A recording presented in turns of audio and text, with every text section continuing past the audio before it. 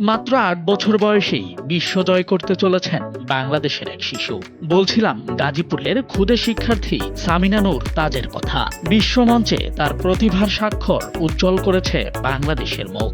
সবেমাত্র দ্বিতীয় শ্রেণীতে পড়ুয়া এই শিক্ষার্থী আন্তর্জাতিক ইংরেজি ভাষার প্রতিযোগিতা হিপ্পো ইন্টারন্যাশনাল ইংলিশ অলিম্পিয়াডে এশিয়া মহাদেশ পর্বে প্রথম স্থান অর্জন করেছেন। তার এই সাফল্যের খবরে বেশ উচ্ছ্বসিত তার শিক্ষক, সহপাঠী, পরিবার ও প্রতিবেশীরা। সামিনা নূর এই সাফল্যের মাধ্যমে শুধু দেশের মুখ উজ্জ্বলই করেনি, বরং বিশ্ব পর্যায়ের প্রতিযোগিতায় অংশ নেওয়ারও যোগ্যতা অর্জন করেছেন। জানা যায়, গাজীপুরে বসবাস করলেও সামিনা নূর তাজের পৈতৃক বাড়ি জামালপুরে। জেলার মেস্তা গ্রামের সানোয়ার হোসেনের মেয়ে এই মেধাবী শিক্ষার্থী।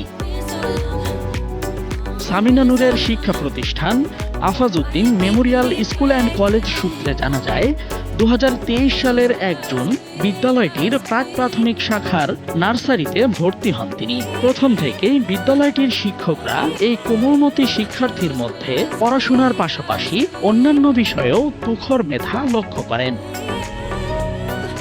সামিনার এই সাফল্য রাতারাতি আসেনি। তাকে অংশ নিতে হয়েছে বিশ্বের বিভিন্ন দেশের শিক্ষার্থীদের সাথে একাধিক বাছাই পর্বে।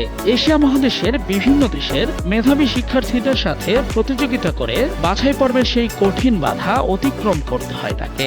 গত 25 এপ্রিল ঢাকার স্মার্ট ইনোভেশন স্কুলে অনুষ্ঠিত প্রথম বাছাই পর্বে সফলভাবে উত্তীর্ণ হওয়ার পর 23 মে নারায়ণগঞ্জের হেরিটেজ স্কুলে অনুষ্ঠিত জাতীয় পর্যায়ের বাছাই পর্বে সারা দেশের প্রতিযোগীদের মধ্যে দ্বিতীয় স্থান অর্জন করেন সামিনা। আর এর মাধ্যমে তিনি থাইল্যান্ডে অনুষ্ঠিত এশিয়া মহাদেশীয় পর্বে বাংলাদেশের প্রতিনিধিত্ব করার সুযোগ পান। সামিনা সুযোগ পেয়ে করেন বাজিমাত। প্রথমবারের মতো বিশ্বমঞ্চের এত বড় প্রতিযোগিতায় অংশ নিয়েই অর্জন করেন প্রথম স্থান। তার এই অর্জনে ইতালিতে অনুষ্ঠিত হতে যাওয়া হিপ্পো ইন্টারন্যাশনাল ইংলিশ অলিম্পিয়াডের বিশ্ব পর্যায়ের ইউনিভার্সাল রাউন্ডে অংশগ্রহণের সুযোগও নিশ্চিত হয়েছে।